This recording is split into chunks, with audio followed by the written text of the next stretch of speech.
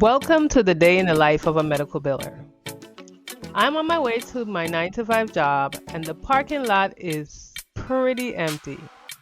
This is because this particular Friday is during the Crucian Christmas Festival on St. Croix in the US Virgin Islands where I live.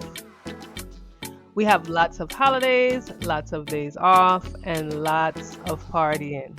So if you know, then you know. But at this particular job, I'm not only the medical biller, but I am also the office manager and the bookkeeper. However, in this vlog, I will be discussing my medical billing duties.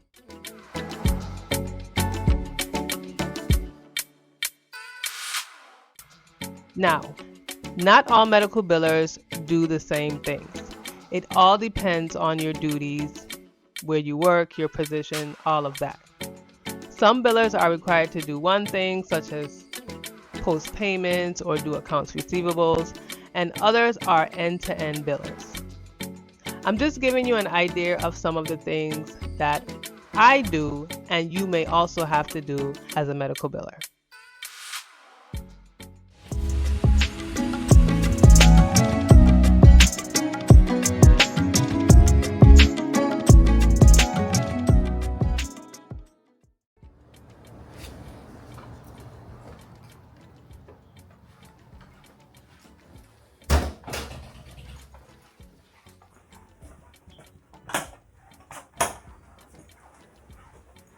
If I am the one that opens up in the morning, I make sure to shut off the alarm, turn on all the lights, and the AC.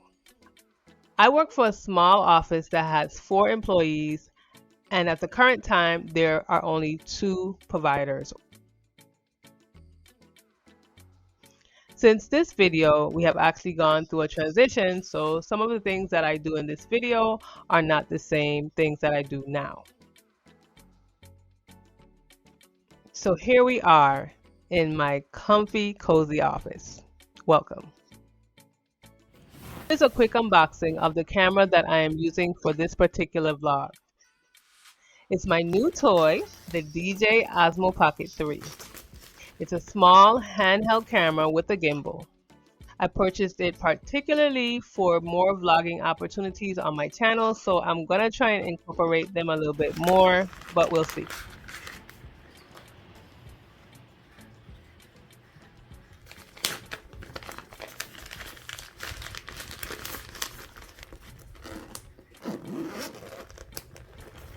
I purchased the creator package that comes with the camera, a bag, stand, extra battery, a mic, and a couple of other items as you can see in these clips.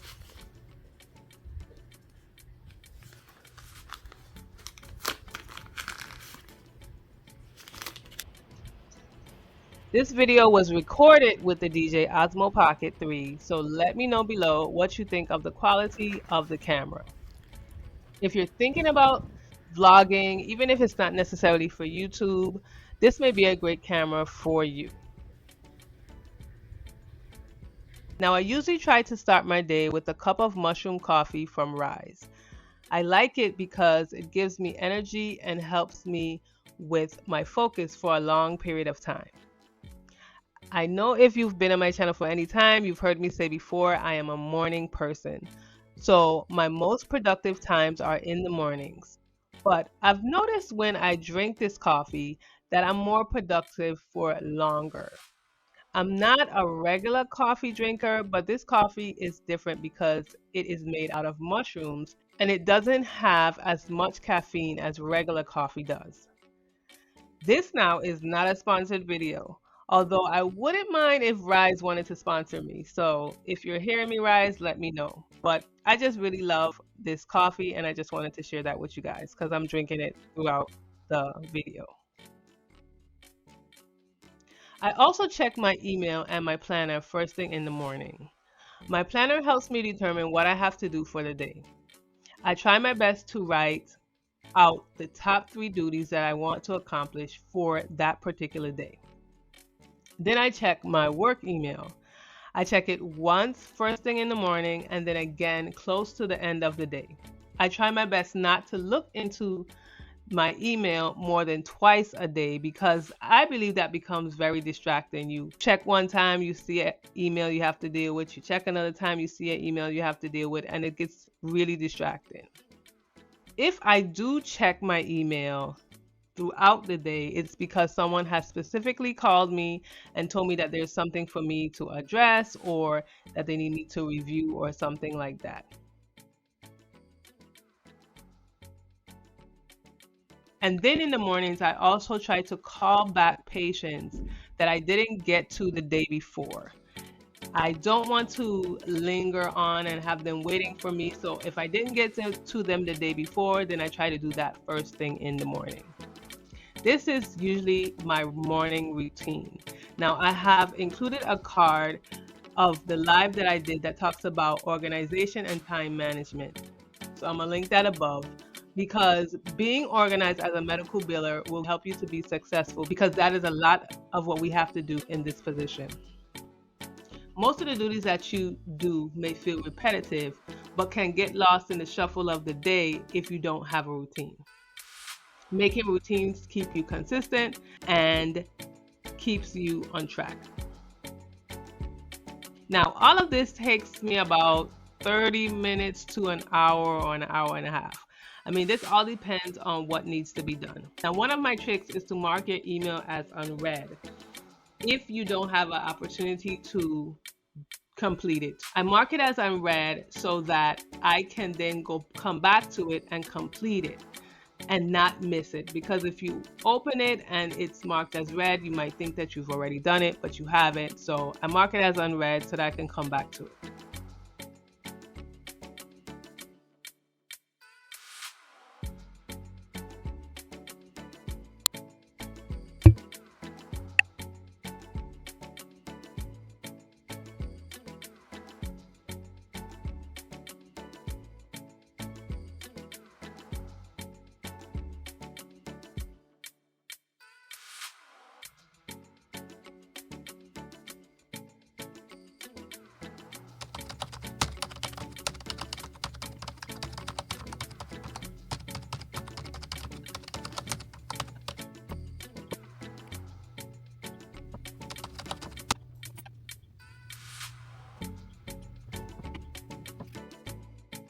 Now let's jump into dealing with the charts for the previous day.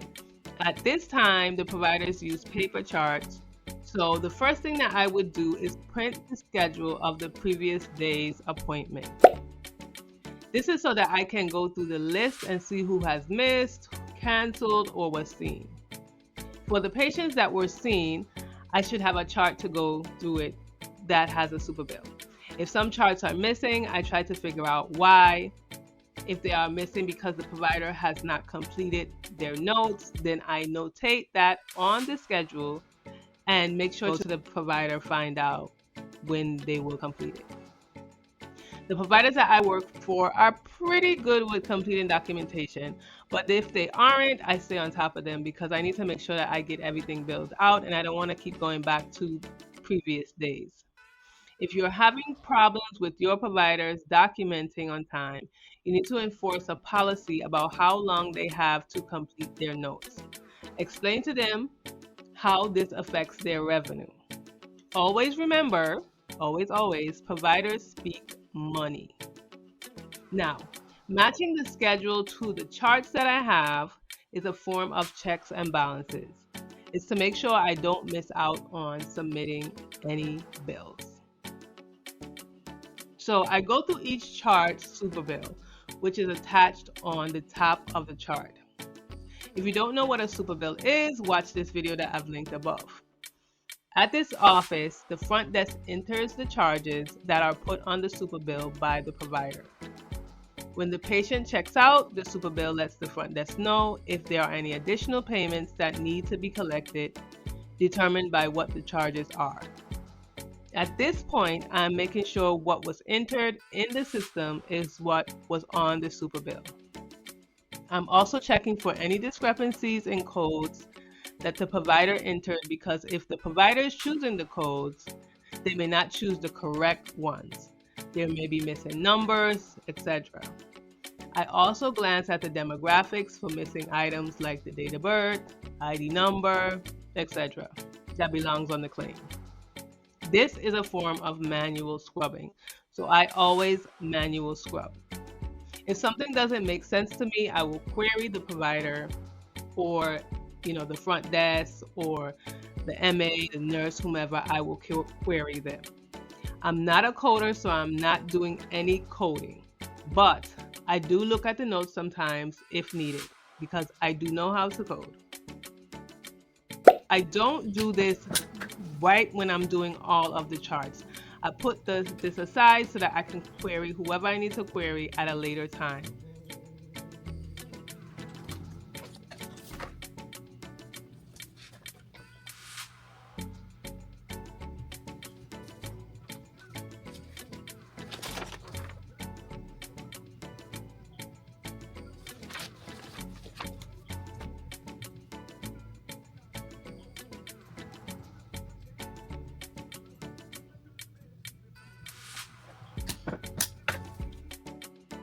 Claims that I need to send by paper, I will print them as I am going through the charts. When I submit claims electronically, they are all submitted in what we call a batch to the clearinghouse.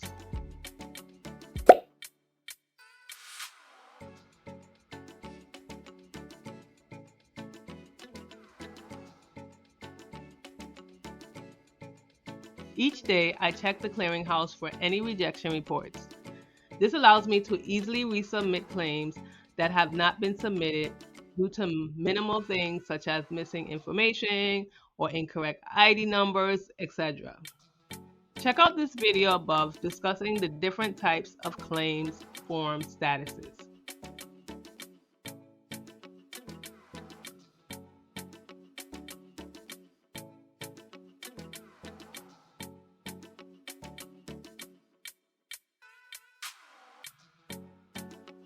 Now, I got a question on my video about how to learn billing that asked what I meant about foundations, which I thought was a very good question, so I decided to discuss it here.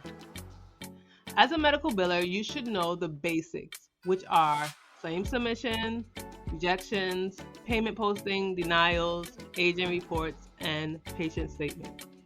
If you don't do them all the time, you should at least know about them and how they work. Sometimes you are thrown into positions and you are doing things, but you don't know how it relates to the grand scheme of things. I believe it's important to learn about all areas, even if you don't deal with them.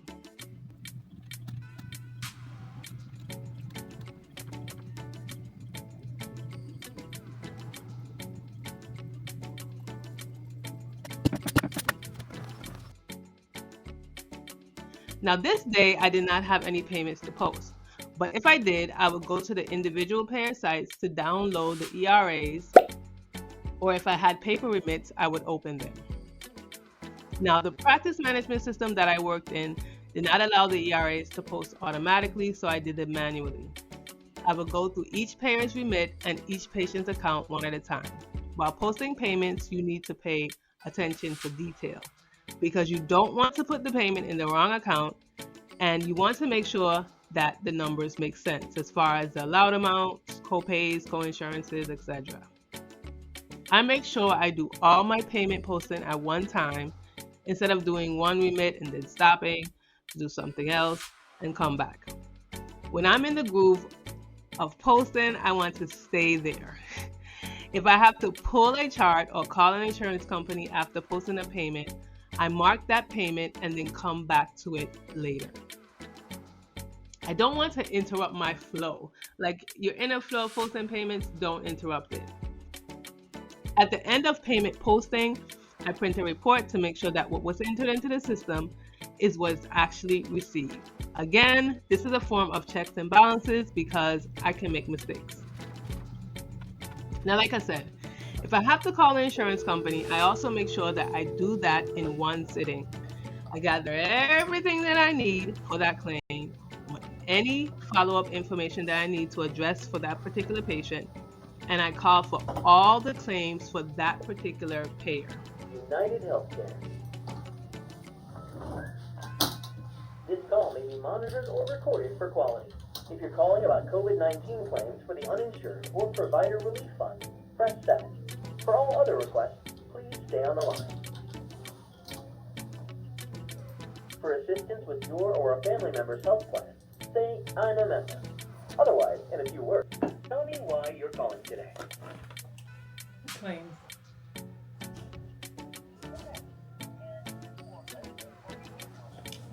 Medical. So if I have 5 claims and 2 is for one pay and 3 is for another, I collect the 2 and then the 3 and then I call.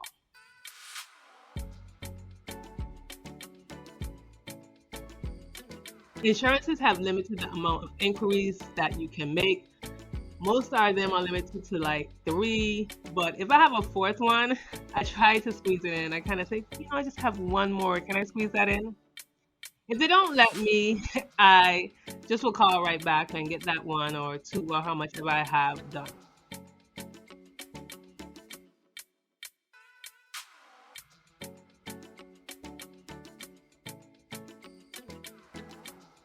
I'm going to do a video on what you should have to be prepared when calling the payer, so you won't be scrambling for information when they ask you certain things. Sometimes when I'm on hold for a long time, I will do something else that I need to do, like filing, typing a document, or whatever else I have to do. To me, that's wasted time sitting on hold, so I try to use it up by doing something productive. I had other things to do that day, but like I said, I hold different positions, so they didn't pertain to billing.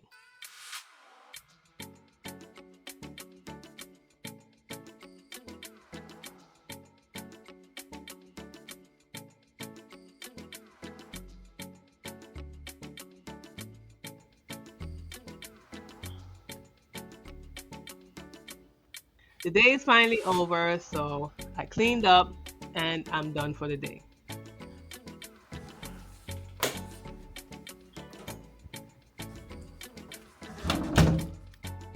Now, I've been doing billing for almost 20 years, and it's still exciting and new to me. If you're a new biller and have questions about getting a job, billing schools, or certification, be sure to schedule your remote one-on-one consultation for your personalized answers. I'll see you again in my next video. Thank you for watching.